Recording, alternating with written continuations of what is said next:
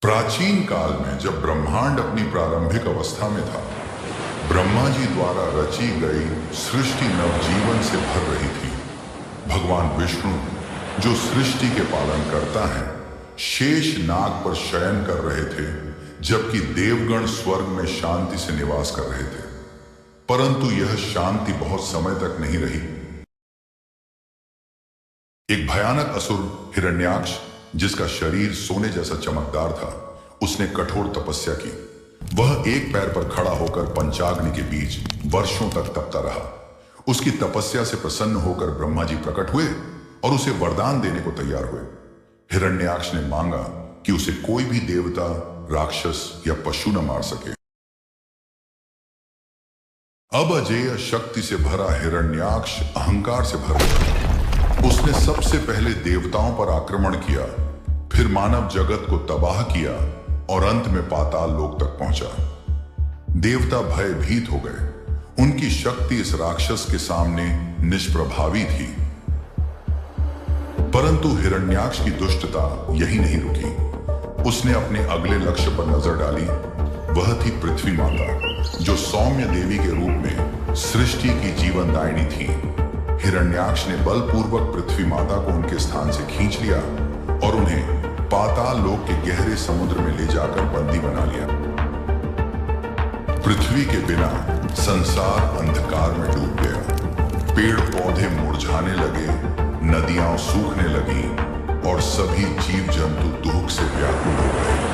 मनुष्य त्राही त्राही करने लगे और इष्ट देवों से प्रार्थना करने लगे कि कोई उनकी रक्षा करे।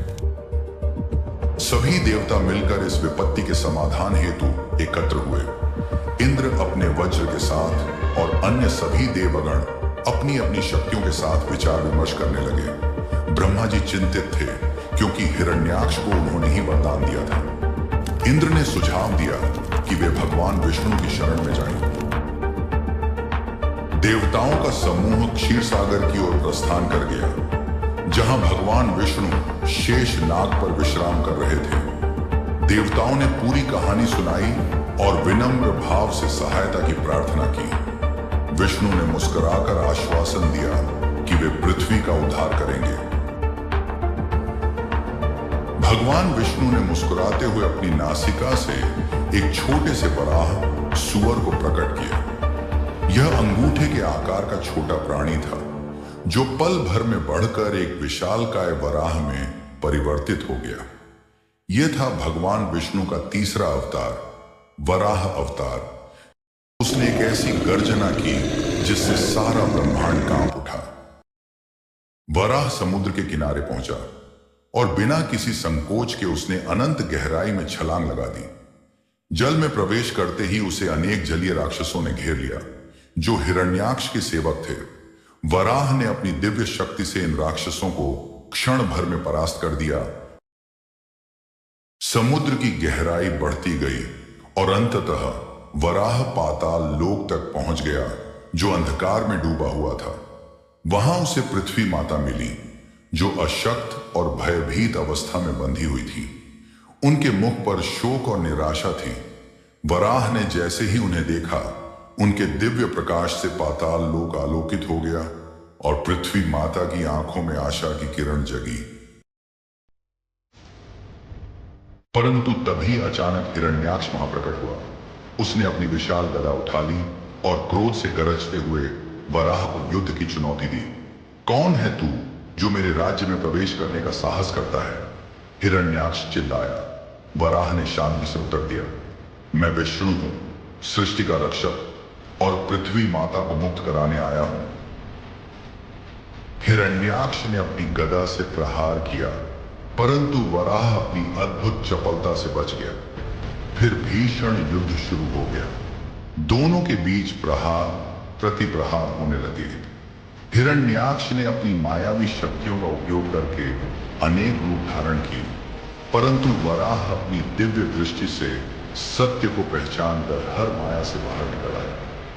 हिरण्याक्ष ने अपने विशाल बाण छोड़े, परंतु वराह ने अपने सुदर्शन चक्र से उन्हें नष्ट कर दिया। युद्ध इतना भीषण था कि पाताल लोक के पर्वत पड़ने लगे और भूकंप आने लगे। अनेक दिनों के युद्ध के बाद अंततः हिरण्याक्ष थकने लगा। उसकी शक्तियां क्षीण होने लगी। अब वराह ने अपना अंतिम आक्रमण तैयार किया। उन्होंने अपने दांतों में दिव्य शक्ति एकत्रित की, सुदर्शन चक्र की सहायता ली और हिरण्याक्ष पर एक निर्णायक प्रहार के लिए तीव्र वेग से झपटे। हिरण्याक्ष ने अपनी गदा से बचाव का प्रयास किया, परंतु वह वराह के वेग को रोक नहीं सका। वराह के तीक्ष्ण दांत हिरण्याक्ष के पक्ष को भेद गए।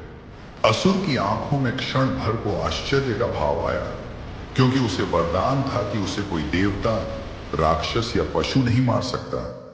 परंतु वराह रूपधारी विष्णु पशु भी थे और देवता भी। हिरण्याक्ष का शरीर निष्प्राण होकर समुद्र की गहराई में गिर गया। वराह विजयी मुद्रा में खड़े हो गए। अब वराह ने अपने विशाल दांतों पर पृथ्वी को उठाया। वे इतने सावधान और कोमल थे कि पृथ्वी को कोई कष्ट न हुआ। वराह समुद्र से ऊपर उठे और आकाश की ओर उड़ान भरी। उन्होंने पृथ्वी को उसके मूल स्थान पर स्थापित किया, जहां से हिरण्याक्ष ने उसे उखाड़ा था। जैसे ही पृथ्वी अपने स्थान पर वापस आई, ब्रह्मांड में प्रकाश फैलने लगा, सूर्य चमकने लगा, आकाश साफ हो गया और पृथ्वी पर फिर से जीवन फूटने लगा। सूखे हुए पेड़ पौधे हरे भरे होने लगे, नदियों में जल बहने लगा और पक्षी कलरव करने लगे। सृष्टि फिर से जीवंत हो उठी। आज भी भारत के अनेक प्राचीन मंदिरों में वराह अवतार की भव्य मूर्तियां देखी जा सकती हैं। खजुराहो के लक्ष्मण मंदिर में, उदयगिरी गुफाओं में। वराह अवतार हमें सिखाता है कि सत्य और धर्म की हमेशा विजय होती है।